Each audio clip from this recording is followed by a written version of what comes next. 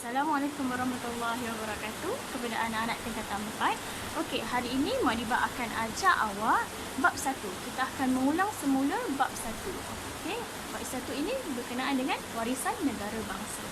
Okey, apa perlu kita tahu tentang bab 1 ini adalah berkenaan pembentukan ciri-ciri pembentukan negara bangsa. Yang mana negara bangsa itu dibentuk, dia perlu mempunyai ciri-ciri yang tersendiri. Okey. Untuk pengetahuan awak, Kerajaan Alam Melayu, Kerajaan Melayu ini mempunyai ciri-ciri negara bangsa sebelum kedatangan Barat. Ini bermaksud sebelum kedatangan Barat sudah ada kerajaan di tanah Melayu.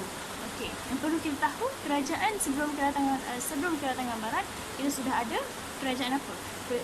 Kesultanan Johor Riau. Okey, sebelum wujudnya Kesultanan Johor Riau, dia Kesultanan Johor Riau mewarisi ciri-ciri negara bangsa daripada Kesultanan Melayu Melaka, dan Kesultanan Melayu Melaka ini mewarisi ciri-ciri negara bangsa daripada 7 kerajaan alam Melayu yang masyhur pada lebih kurang abad ke-5.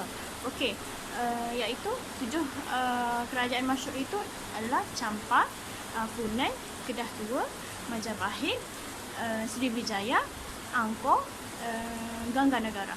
Okey, itulah 7 kerajaan yang masyhur di alam Melayu. Okey. Ciri-ciri negara bangsa bagi alam Melayu. Okey, ada 4 ciri-ciri. Ciri-ciri ini dia selaras bagi 7 kerajaan yang masyhur tadi. Iaitu yang pertama iaitu raja, yang kedua undang-undang, yang ketiga wilayah pengaruh, yang keempat adalah rakyat. Okey, yang pertama raja. Sebuah negara bangsa ini mesti mempunyai raja. Raja ini kedudukannya yang paling tinggi sekali. Dia kedudukan yang paling teratas. Dia menjadi penakluk, jadi menjadi pemerintah. Di mana raja ini menjalankan pemerintahan dan pentadbiran dia berdasarkan undang-undang. Okey. Pemerintahan raja ini dibantu oleh para pembesar, yang mana para pembesar ini akan dipilih, akan dilantik oleh raja itu sendiri.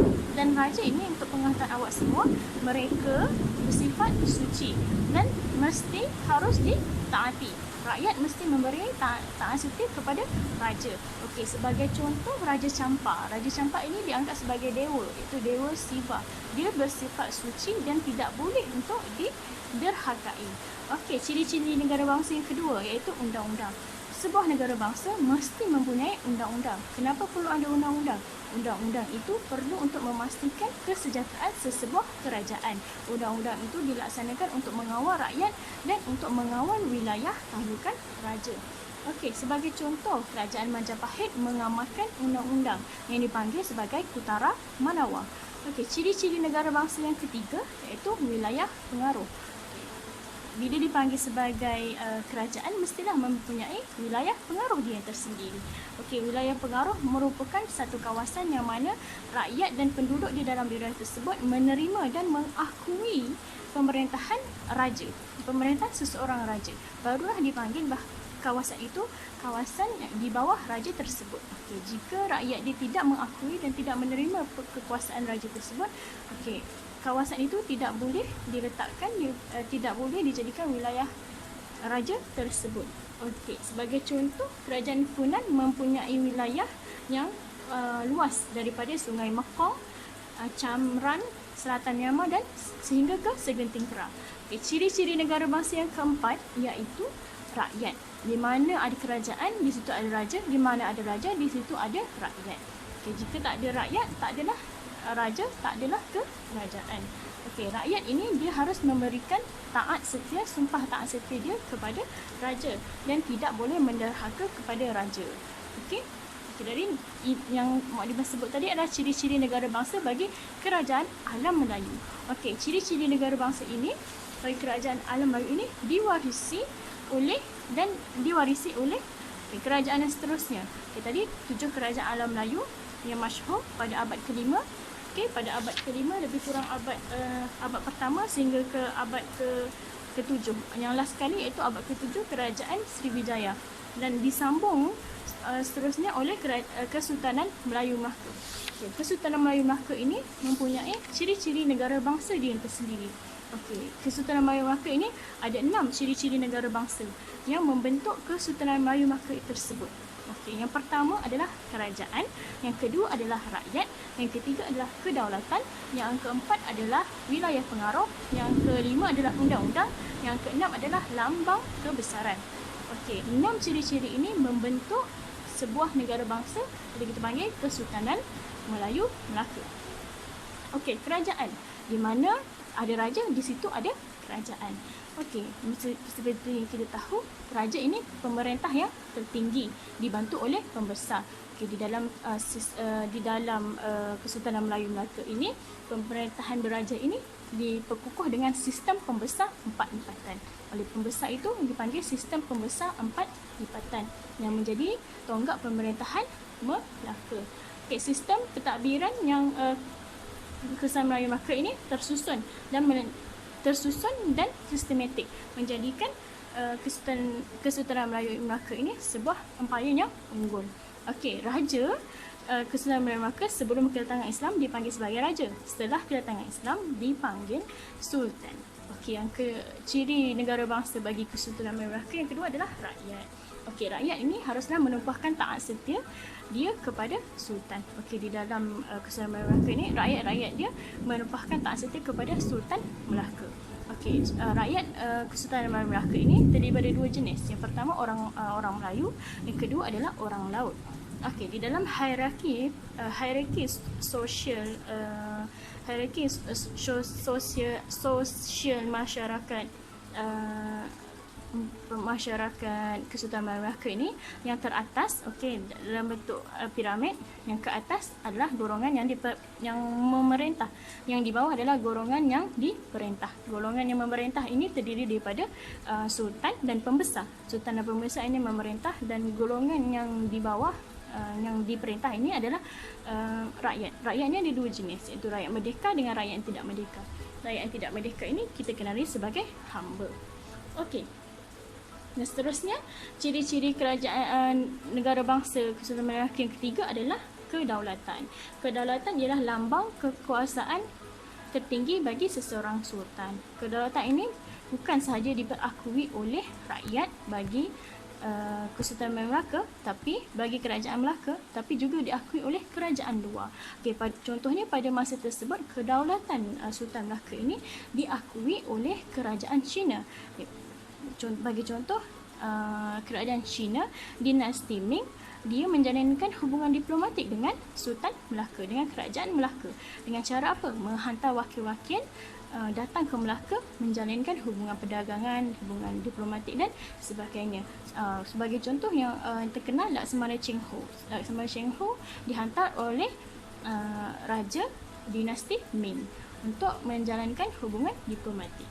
Okey, menjalankan hubungan diplomatik dan seterusnya untuk mengeratkan hubungan di antara negara China dengan Melaka. Okey, yang keempat adalah wilayah pengaruh. Wilayah pengaruh merujuk kepada kawasan pemerintahan raja, yang mana di dalamnya rakyatnya menerima dan memperakui raja tersebut. Kawasan pemerintah, wilayah pengaruh ini boleh diperoleh dengan 3 cara. Okey, yang pertama, wilayah yang diperolehi melalui takhlukan. Yang kedua adalah wilayah diperolehi yang kita panggil wilayah naungan, diperolehi melalui perkahwinan atau persahabatan. Okey, yang ketiga adalah wilayah yang diperolehi melalui perkahwinan. Okey, sebagai contoh, okey, yang pertama, wilayah talukan diperoleh hasil daripada peperangan. Okey, sultan atau raja yang menang itu, dia menakluk kawasannya, dia menyerang kawasan lain dan dia menang, dan dia menakluk kawasan tersebut dan menjadikan kawasan itu sebagai kawasan jajahan dia. Okey, yang kedua adalah wilayah naungan, di mana wilayah ini menerima Sultan Melaka sebagai ketuanan. Okey, sebagai contoh, wilayah naungan di bawah Kesultanan Melayu Melaka adalah Lingga, Patani dan Kedah. Okey, yang ketiga, wilayah diperoleh melalui perkahwinan. Okey, melalui perkahwinan antara raja dengan keturunan raja ataupun antara raja dengan puteri dan sebagainya lah. Okey, sebagai contoh, Kerajaan Majapahit, dia menghadiahkan kawasan yang dipanggil sebagai Siantan kepada Sultan Mansur Shah, sebab Sultan Mansur Shah ini telah mengahwini Putera Majapahit. Okey, seterusnya adalah undang-undang, ciri-ciri negara bangsa bagi Kesultanan Melaka. Yang kelima adalah undang-undang. Di Kesultanan Melaka ini terdapat dua undang-undang. Undang-undang bertulis, iaitu Hukum Kanun Melaka dan Undang-undang Laut Melaka.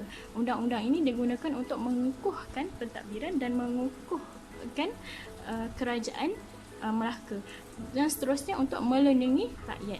Undang-undang dijadikan undang-undang Kesultanan Melaka ini menjadikan kerajaan tersebut masyhur. Okey. Yang keenam, yang last sekali adalah lambang kebesaran.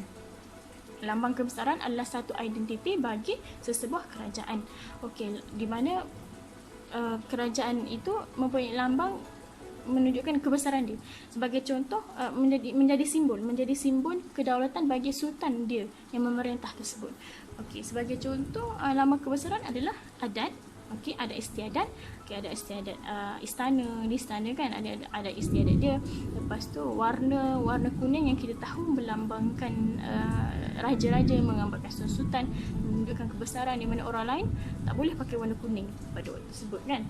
Okey, seterusnya nobat, regalia dan cap mohon. Cap mohon ni adalah satu cap yang dipegang oleh sultan sahaja, yang mana segala titah perintah sultan yang dicap oleh cap mohon oleh sultan barulah akan dilaksanakan, menunjukkan sebagai macam sign, macam tanda tangan daripada sultan. Okey, dipanggil sebagai cap mohon. Okey, untuk bab 1 ni anak-anak kena faham tentang ciri-ciri negara bangsa. Okey, ciri-ciri negara bangsa bagi alam Melayu tadi ada 4. Okey, dan ciri-ciri negara bangsa bagi Kesultanan Melayu Melaka tadi ada 6. Okey, semoga perkongsian Muadibah pada hari ini bermanfaat. Terima kasih. Assalamualaikum warahmatullahi wabarakatuh.